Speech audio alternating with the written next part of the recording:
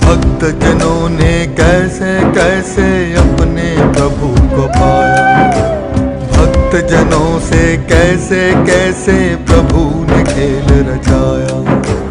भक्त और भगवान के प्रेम का दर्शाती नाता,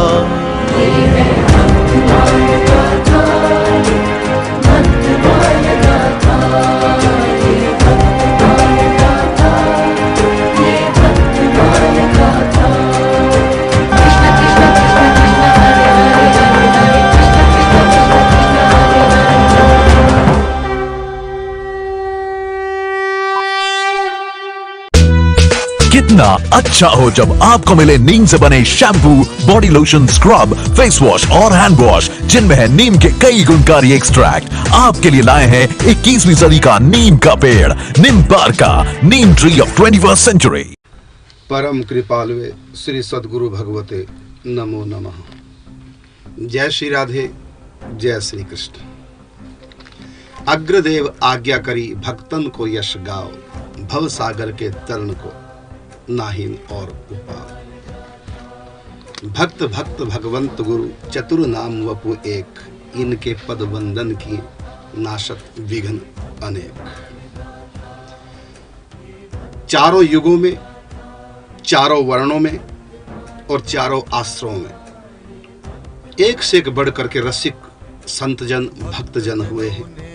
उन्हीं का ये परम पावन चरित्र है भक्तमाल गाथा, जो अपने सद्गुरुदेव भगवान की आज्ञा से पूज्य श्री नाभाजी महाराज ने आज से लगभग 500 वर्ष पूर्व इस महान ग्रंथ की रचना की और हम सब भक्तों के लिए भक्ति का रास्ता प्रशस्त किया। इसी ग्रंथ के आधार पर यह भक्तमाल गाथा सीरियल बनाया गया और इसमें बहुत भक्तों ने हमारा सहयोग किया। बनाने में भी, हर प्रकार की व्यवस्था करने में मैं उन सब का बहुत बहुत धन्यवाद देता हूं, बहुत बहुत साधुवाद। इस ग्रंथ में सतयुग से लेकर के ग्रंथ के रचना काल तक जितने भी संत भक्त हुए हैं, उनमें गृहस्थ हुए हैं, सन्यासी भी हुए हैं, विरक्त हुए हैं, अमीर गरीब, चार वर्णों में, चार वास्त्रों में, सब एक से एक महापुरुष हुए हैं। उन सब का चरित्र इस परम पावन भक्तमाल ग्रंथ में लिखा हुआ है। तो ये भक्तमाल क्या है? ये भक्तों का चरित्र है, क्योंकि बहुत से लोग अब भी सनातन धर्म में अनभिज्ञ हैं, जो भक्तमाल ग्रंथ से परिचित नहीं हैं। हाँ, जो संतों का विशेष संग करते हैं और कथाओं को सुनते रहते हैं, उनको इस बात की अच्छी प्रकार से जानकारी है, लेकिन फिर भी मैं देखता हूँ बहुत अनजान लोग हैं। तो हमने भक्तमाल सीरियल जो बनाया, ये मुख्य हमारा जो स्रोत है वो है नाभाजीकृत भक्तमाल, लेकिन ये ग्रंथ आज से 500 साल पहले लिखा गया है। तो आज से लेकर 500 साल पहले तक के भी बहुत चरित्र हैं हमारे यहाँ, जो गीता प्रेस गोरखपुर से प्रकाशित हुए हैं भक्त चरितांक के नाम से। और पूज्य भाई श्री हनुमान प्रसाद पोद्दार जी महाराज, जो गीता प्रेस के आदि संपादक रहे, आपने भी कई भक्त चरित्रों का प्रकाशन किया है गीता प्रेस से, तो उनसे भी हमने कुछ चरित्र उठाए हैं। और कुछ ऐसे भी चरित्र हैं जो भक्तमाल में अभी नहीं आए और कहीं हमने पढ़े भी नहीं, लेकिन जहाँ संतों की समाधि हैं, जो संतों के शिष्य हुए हैं, तो उनके पास उनके चरित्र धरोहर के रूप में रखे, तो वहाँ से हमने मंगाए और चरित्रों का अच्छी प्रकार से अध्ययन किया। और वो चरित्र भी हमने लिए जो अभी तक गीता प्रेस से नहीं छपे और भक्तमाल ग्रंथ में नहीं आए, तो वो चरित्र भी हमने इस भक्तमाल धारावाहिक में लिए हैं। तो कई वर्षों की आपकी प्रतीक्षा थी, आज सफल हुई।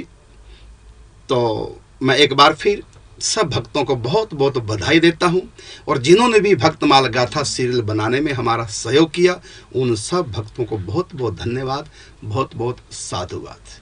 तो प्रारंभ करते हैं पूज्य श्री नाभाजी महाराज, जिन्होंने इस परम पावन ग्रंथ की अपने गुरु का आशीर्वाद लेकर के रचना की है। सबसे पहले चरित्र लेते हैं हम पूज्य श्री नाभाजी महाराज का।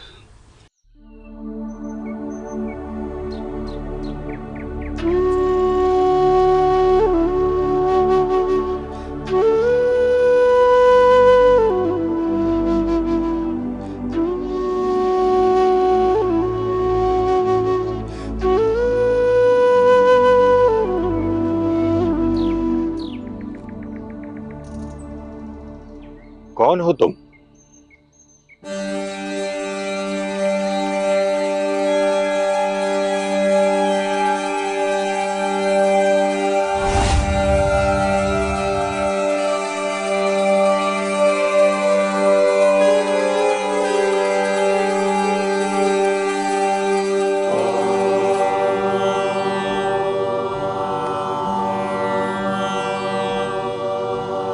जो आप वही मैं हूँ। यदि आप शरीर हैं, तो मैं भी वही शरीर हूँ।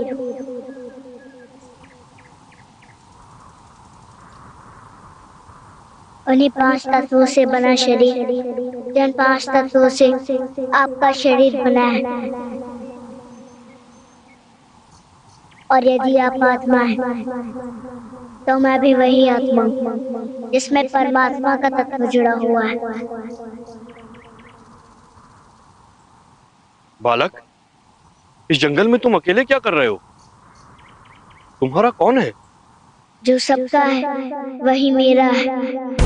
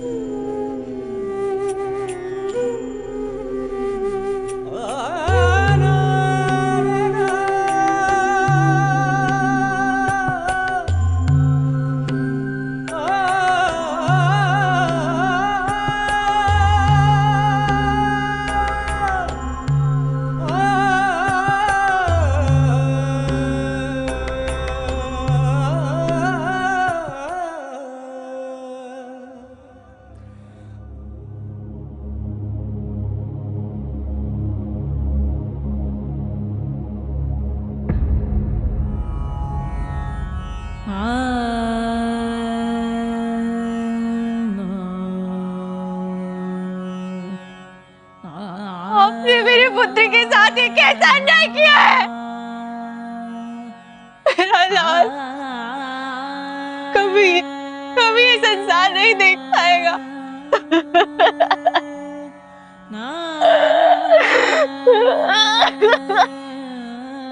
जानकी,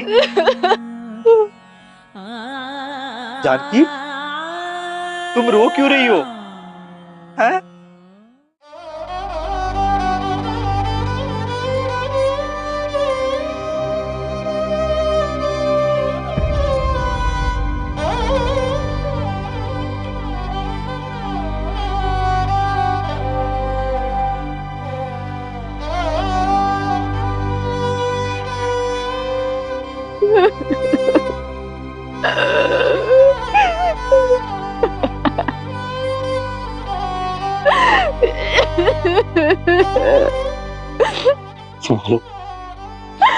हमने तो कभी किसी का हित भी नहीं चाहा।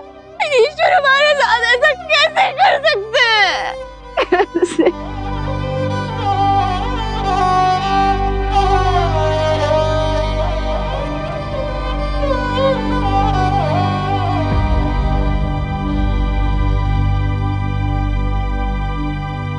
कहीं ऐसा तो नहीं कि हमारी भक्ति में हमसे कहीं कोई भूल हो गई हो, जिसका ईश्वर हमें दंड दे रहे? क्या हमने कहीं किसी को ठेस तो नहीं पहुंचा दी? कहीं किसी के साथ कोई ऐसा दुष्कर्म तो नहीं कर दिया जिसके परिणाम में ईश्वर ये सब कर रहे हैं?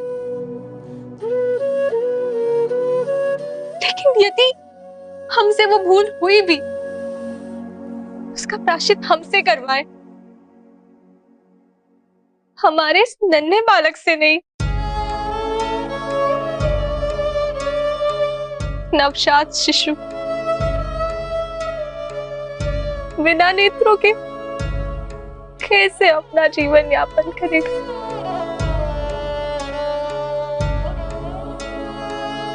हमारे बिना ये कैसे जीवन यापन करेगा अपना? बताएं। मैं समझता हूं जानकी, ये अत्यंत दुर्भाग्य की बात है, परंतु इससे हमारे जीवन पर पूर्ण विराम तो नहीं लग सकता ना। रात दिन इसके बारे में चिंता करने से कहीं अधिक अच्छा है हम अपने पुत्र के भविष्य के बारे में विचार करें। किसी भी प्रकार से हम अपने पुत्र का पालन पोषण भली भांति करेंगे। आखिर ने हमारे पुत्र के साथ अन्याय किया है, बहुत बुरा किया है हमारे पुत्र के साथ।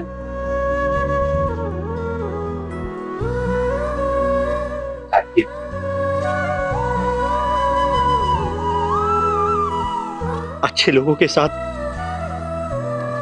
ईश्वर कभी बुरा नहीं करते हैं।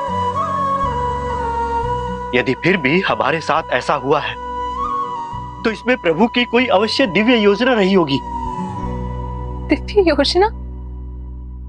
कैसी दिव्य योजना?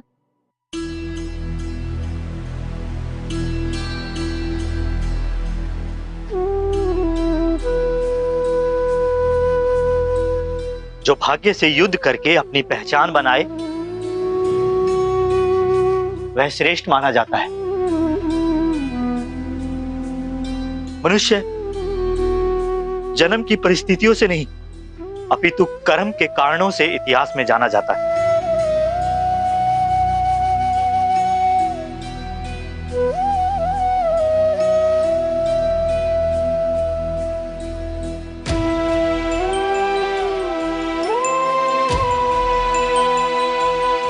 यह सत्य है कि हमारा पुत्र देख नहीं सकता है,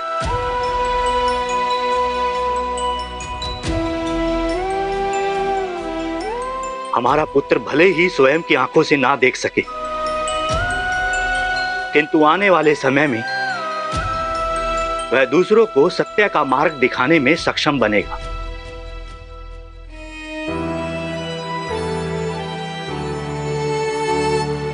किंतु मुझे अब भी अपने पुत्र का संपूर्ण जीवन अंधकारमय दिख रहा है। ये सब जो आप कह रहे हैं, ये किस प्रकार संभव होगा? अवश्य होगा, अवश्य होगा जानकी। हम अपने पुत्र का लालन पालन इस प्रकार करेंगे कि इसे इसकी सबसे बड़ी दुर्बलता का भान ही नहीं होगा।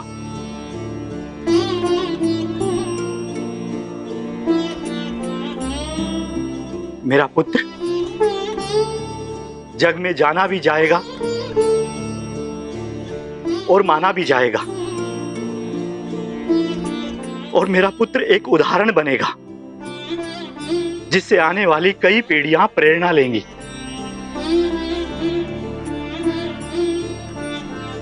ये वो व्यक्ति बनेगा जो सिद्ध करेगा कि मनुष्य की पहचान उसके जन्म से नहीं,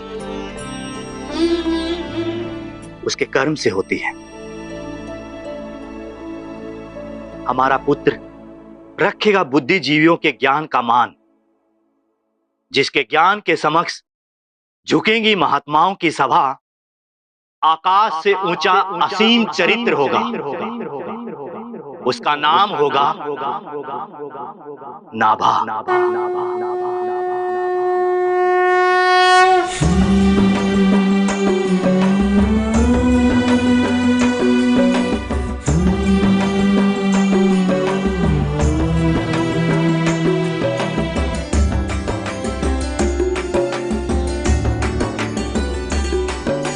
इच्छा दृढ़ता संकल्पों को देना है आकार।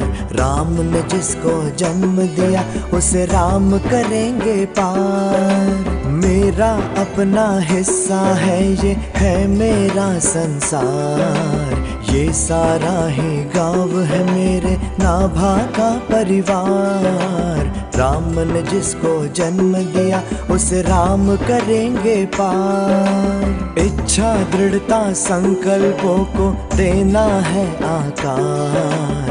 राम ने जिसको जन्म दिया उसे राम करेंगे पार।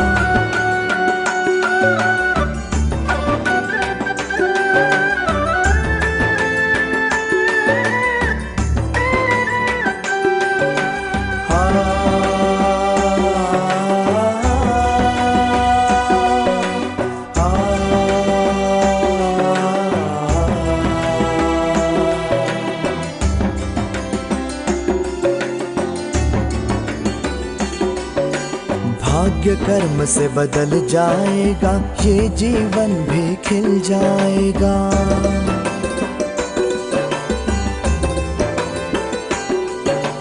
लक्ष्य तो सबका ही निश्चित है, एक ना एक दिन मिल जाएगा। जब से आया जीवन में तो हर दिन है त्योहार। राम ने जिसको जन्म दिया उसे राम करेंगे पार। ये सारा ही गाँव है मेरे नाभा का परिवार। इच्छा दृढ़ता संकल्पों को देना है आकार। राम ने जिसको जन्म दिया उसे राम करेंगे पार। मेरा अपना हिस्सा है, ये है मेरा संसार। ये सारा ही गाँव है मेरे नाभा का परिवार। राम ने जिसको जन्म दिया उसे राम करेंगे पार। राम ने जिसको जन्म दिया उसे राम करेंगे पार। राम ने जिसको जन्म दिया उसे राम करेंगे पार। राम ने जिसको जन्म दिया उसे राम करेंगे पार।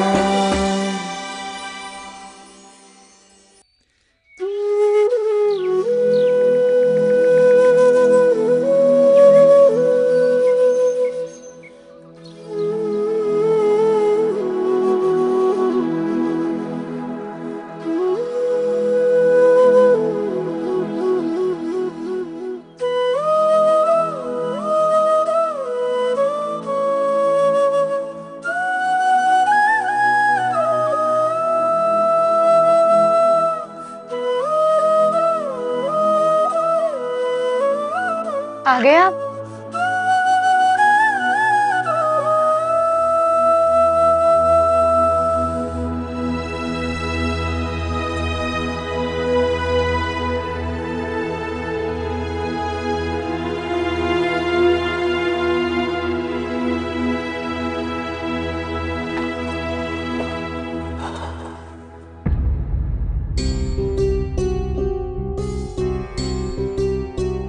क्या बात है, आप बहुत चिंतित दिखाई दे रहे हैं। हाँ जानकी, चिंता की बात तो है। फसल सूखती जा रही है, खेतों के लिए पानी का प्रबंध नहीं हो पा रहा है। किंतु नदी का जल हमारे खेतों तक आने के लिए तो मार्ग बना हुआ है ना? हाँ जानकी, कई वर्षों पश्चात प्रथम बार ऐसा हुआ है। ऐसा लग रहा है जैसे अकाल की स्थिति बन रही है।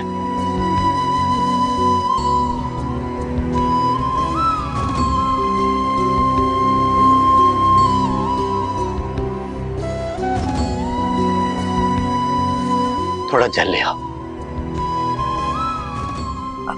जल तो समाप्त हो गया है, एक बूंद भी नहीं है घर में।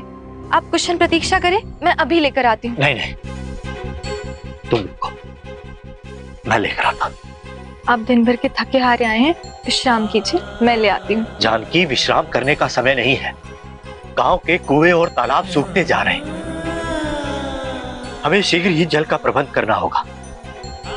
सुनिए, घर में कुछ खाने के लिए विशेष नहीं है। मैं कुछ प्रबंध करता हूं।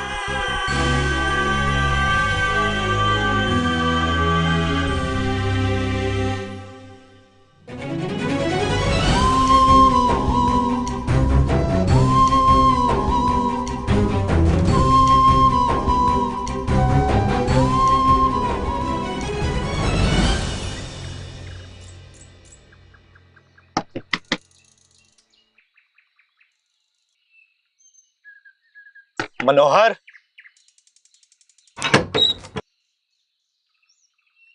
अरे रामदास, तुम? मनोहर, थोड़े जल की आवश्यकता थी। क्या बताऊं, जल तो समाप्त हो गया है। मेरे घर गांव के कुएं में भी नहीं बचा। मैं स्वयं बड़ी कठिनाई से पीने हेतु जल का प्रबंध कर पाया हूं। घर में सब कुछ समाप्त हो गया है। थोड़े चने या चावल मिल जाते तो। क्षमा करना, कुछ नहीं बचा। मैं स्वयं बहुत कष्ट में हूं। खेत सूख गए, कुछ समझ में नहीं आ रहा। आने वाला समय बहुत भयावह लग रहा है। चिंता मत करो मनोहर, ईश्वर सब ठीक करेंगे।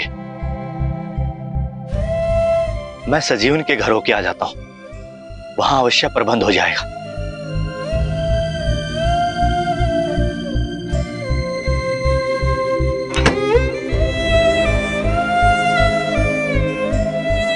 सजीवन भैया, ओ सजीवन भैया,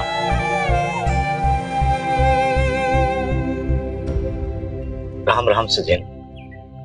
राम राम रामदास, कहो कैसे आना हुआ?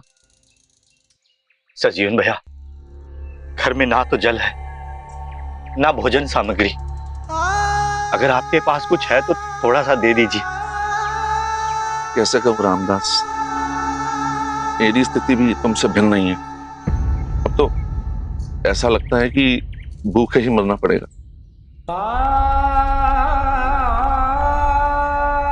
कुछ समझ में नहीं आ रहा है, क्या करूं?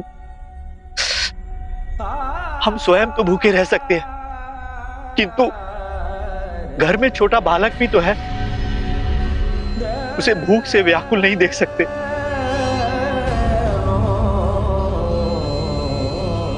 मैं समझ सकता हूं, लेकिन मैं भी विवश हूं। हाँ, पर तुम्हारे पुत्र के लिए मैं थोड़े चने दे सकता हूं। ठीक है, वही दे दीजिए, आपका उपकार होगा।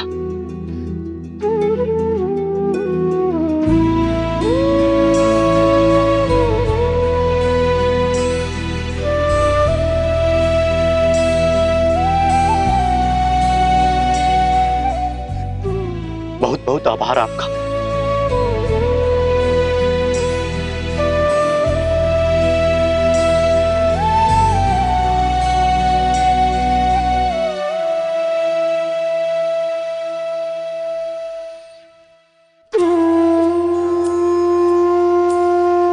जानकी, हमारे नाभा के लिए ये पर्याप्त होंगे। किंतु आपने भी तो भोजन नहीं किया है। स्वयं भूखी हो और मेरी चिंता कर रही हो। आप सारा दिन मेहनत करके घर आए हैं। यदि आपने कुछ नहीं खाया तो आपका स्वास्थ्य बिगड़ जाएगा स्वामी। जानकी, तुम चिंता मत करो, प्रभु शीघ्र ही इस संकट का निवारण करेंगे। तुम ये नाभा को खिलाओ।